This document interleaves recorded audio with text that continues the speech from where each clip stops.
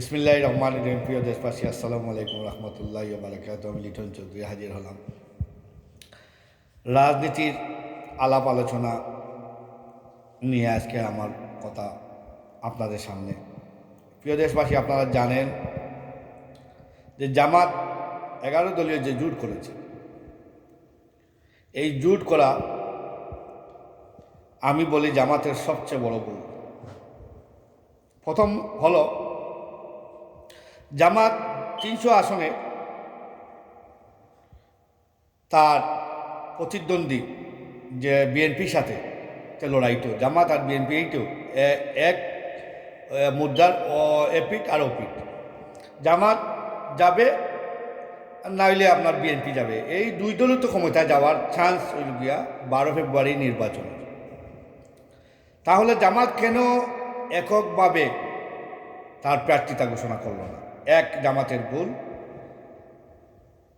2 নম্বর হলো, জামাত কেন ঐক্য করলো? নির্বাচনের আগে ঐক্য করাই হলো গিয়ে সবচেয়ে বড় ভুল।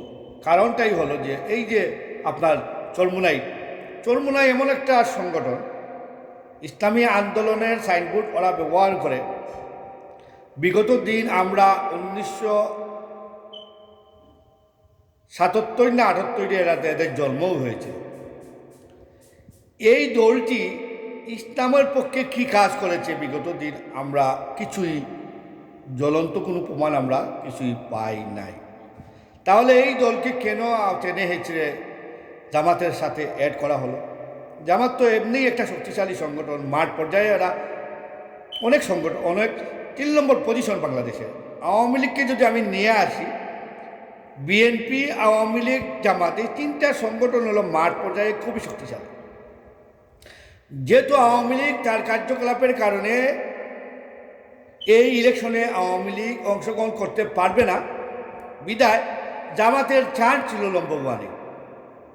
বিএনপি যখন তারেক রহমান ফিরে আসছেন, তখন জামাতের শক্তি যদি আপনারা চিন্তা ভাবনা করি, তাহলে ধরেন 50-50। তারেক রহমানের বিএনপি 50, জামাত 50। এখন জনগণ কাকে দিবে ভোট?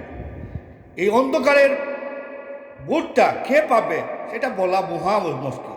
মানুষ যোগ্য এবং সৎ ব্যক্তি দেখে এবার ভোট দিবে। তাহলে কেন জামাত এই চরমুনাইকে সাথে দিল? এই চরমুনাই সংগঠন নিয়ে জামাত বেজাল করছে। এখন চরমুনাই দল, এটা তো আমরা আগেই জানি চরমুনাই তো দলে থাকবে না, শেষ মুহূর্তে চরমুনাই বের হয়ে আসবে। তো এটা থেকে জামাত শিক্ষা নেওয়া প্রয়োজন। নেক্সট পদক্ষেপ জামাত নিবে ইনশাল্লাহ। Thank you very much.